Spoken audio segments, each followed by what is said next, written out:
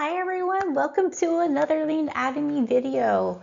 This is going to kick off our training series for the DMAIC series, our problem solving series. And I'm Lauren Heisey. I'm the lead master black belt instructor at Leanademy, and I'm excited to be here. But before we jump into this training, I wanted to touch upon my unhidden agenda. I'm really hoping that these videos are really resonating with you and giving you some of that information that you need about Lean Six Sigma. But the one thing is, and I'm so glad that you're all here to learn about this about Lean Six Sigma. It's one of my favorite subjects in the world. In fact, like I said, I love to teach it. But I want to say that's great. Now, if you're just here to learn from these videos, that's great. But I also want to give out a couple other options that you can do if you'd like to go deeper into your training. I usually offer Lean Six Sigma White Belt live trainings. I do at least one a quarter. Sometimes I'll do two a quarter, depending on how my schedule is. But I like to do that so I can give you so you can earn your white belt certification. That is a free course and free certification, so something to check out if you want to get a little taste of my teaching style in live person. But also it's a virtual class. The other thing I wanted to do is that see if you want to go further. If not, that's okay. I do also offer a lot of other classes from yellow belt all the way to black belt. Or I also offer coaching if you already have your certification, but you just need a little bit extra coaching going through some of your projects. I will get, at the end of the video, I will share a QR code for you guys to see, or you can just see, or you can just look at the text below on this video, and I will have a link to the Leanademy website. All right, let's jump right in. Let's learn about what DMAIC is. And let's jump into define and measure. All right, so from the DMAIC roadmap, it is a problem-solving approach. I love using this. A lot of times, even if I'm not doing a full-blown Lean Six Sigma project, I kind of take the same approach to any type of problem-solving that I'm doing with either to help my students out or my consulting clients. All right, so the first step is we are defining what that problem is, and we'll get a little bit more into that in a minute. The other is measure. This is where we measure the problem, and we'll cover that in this video as well. And then we'll also get into and future videos we'll get into analyze, improve, and control.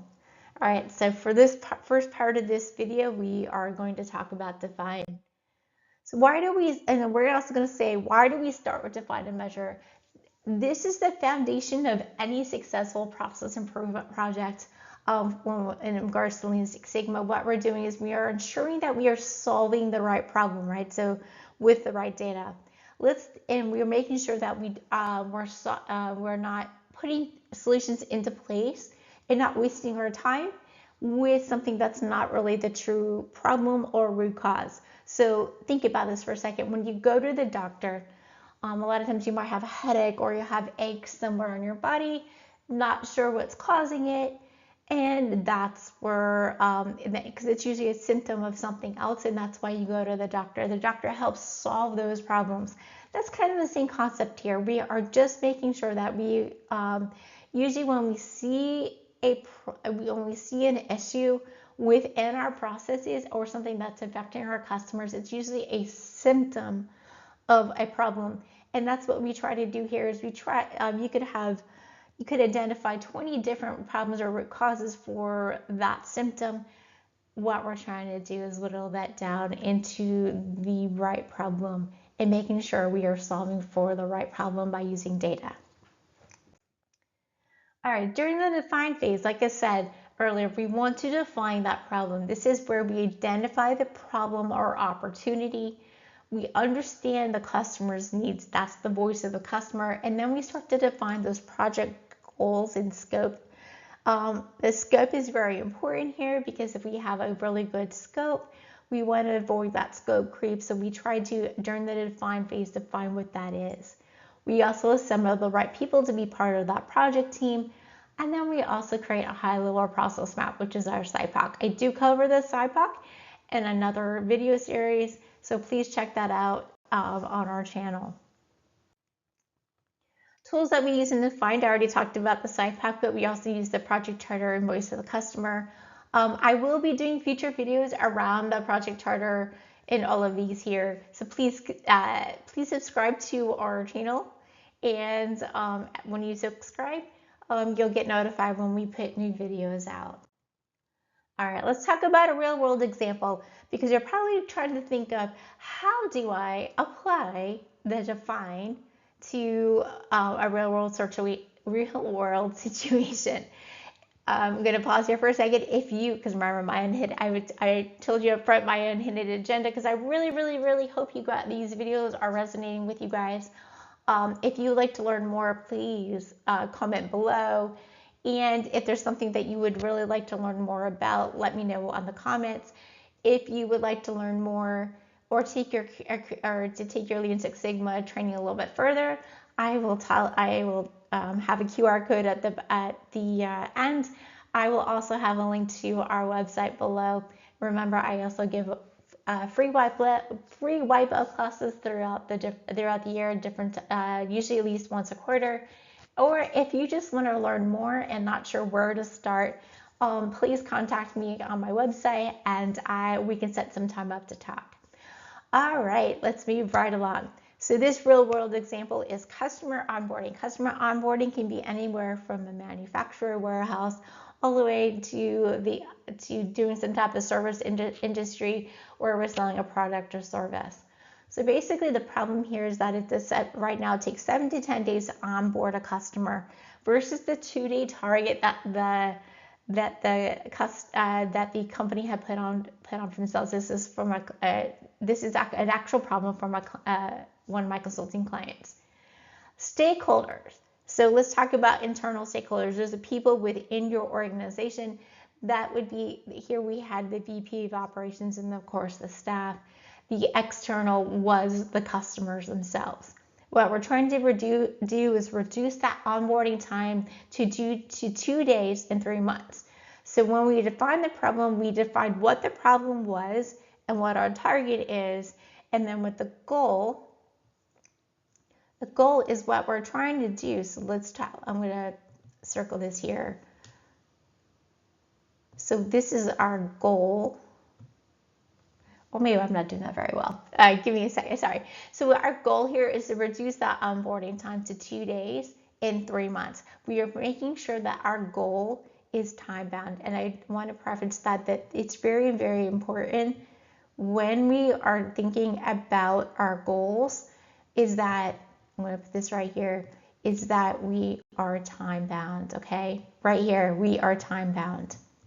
All right, and then we use a SIPOC map to map that onboarding flow. So remember, the SIPOC is our high-level process map, and it's a very useful tool. Like I said, I covered the SIPOC in another video series. All right, now that we've gone through what define is, now we're going to move on to measure.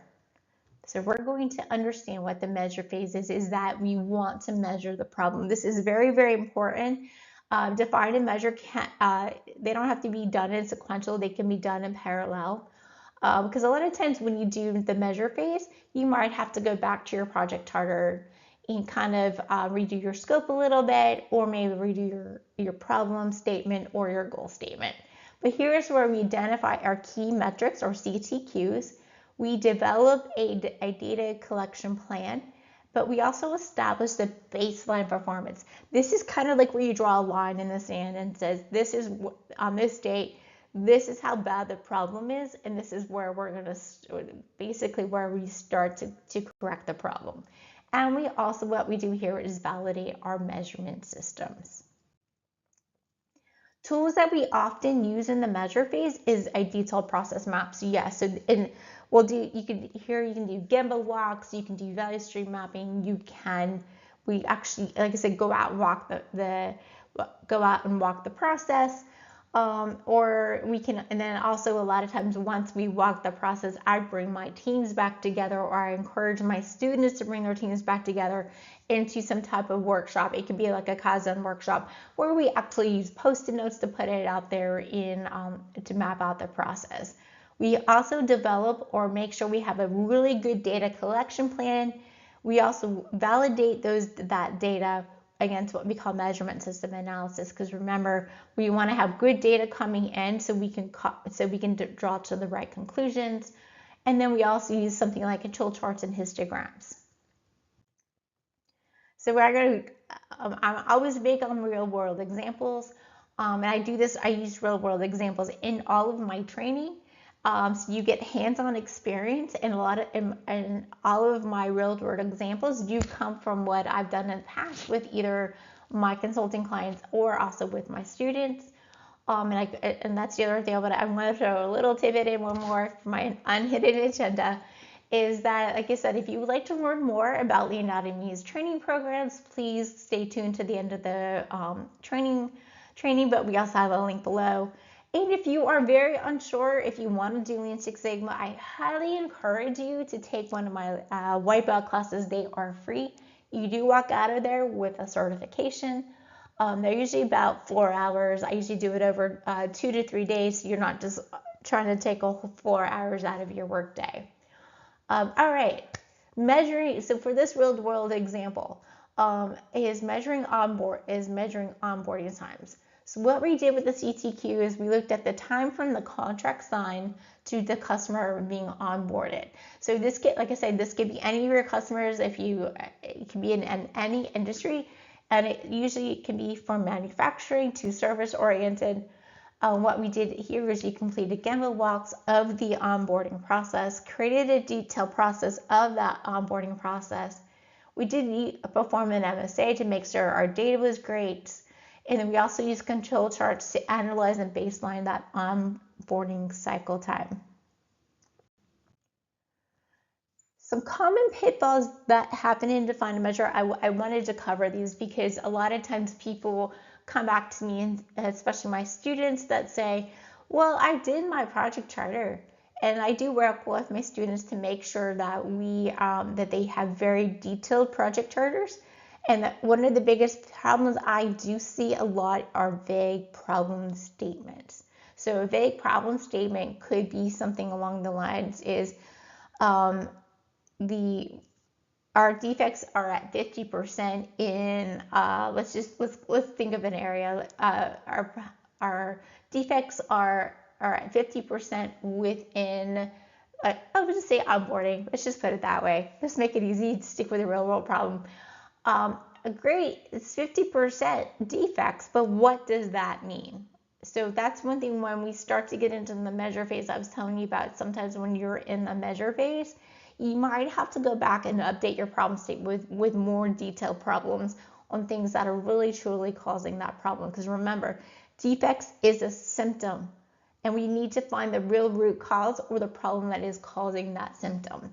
The other biggest thing is scope creep, right? So I always say we want to be very, very clear on what this project is going to cover, and then we do that within scope. So we figure out what's in scope and out of scope. We also ignore the customer needs. So great, you wanted to get to 2 days, but is that really what the customer wants, right? So you gotta make sure you understand what your internal and your external customers want. Poor data quality is a big thing, right? So that's where we kind of goes in line with skipping the MSA. It's usually if we have bad data coming in, we're going to have bad data come out, which then leads us into measuring the wrong metrics or measuring the wrong things. So there's some common pitfalls to think about as you go through your Define and Measure. The importance of Define and Measure, I've talked about this before. It is the foundation to any Lean Six Sigma project, but it aligns the team around a shared understanding. I always think about the project charter, even though it is a living document, it does provide, it's kind of like a contract for the project. So make sure you have a good, strong project charter, which helps align the team around with that understanding what the problem is and what the goal of the project is. It also provides objective data for decisions. So making sure that we have good data, and while we're in the measure phase, while we're measuring how bad the problem is, that kind of leads into analyze, what we'll cover in another video, but it helps us to understand what is our baseline, and that good data helps us in analyze along with the process map to figure out what are the true root causes. So that's where I said we want to make sure that we are solving the right problems. So if we don't have good data or a good process map, we're going to solve for the wrong problems. Basically, if you can't measure it, you cannot improve it. All right, tips for success before we end is that we want to make sure we engage stakeholders early in our project. We want to use those visual tools like our control charts, our histograms, Pareto charts, any of those different charts, even the SciPoc or even a high-level VSM will provide some of that visual tools for our stakeholders to see. We want to make sure we document everything, but most important, be patient. I know a lot of times, especially new people and people new to Lean Six Sigma, and even senior leaders, want to move as fast as possible. But I always say, for the define and measure, take your time and be patient and be very, very thorough, because sometimes we need to slow down in order to speed up. All right, that is the end of this video. I'm gonna talk about my unhindered agenda one more time. I want to say thank you for watching these videos. If you find them useful, please like this video. Also subscribe to our channel. But if you want to learn more about our training, please click on this QR code. It will take you to the Leanademy website. I will also have a link below. If you would like to learn further more about the programs, please check out our website. If you're unsure where to go, please go to the website. You can fill out our contact form or message me on here, and we can set some time up to talk about what would be good for your needs.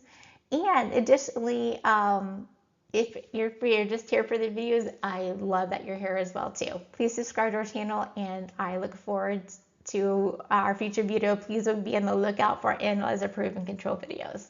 Thank you.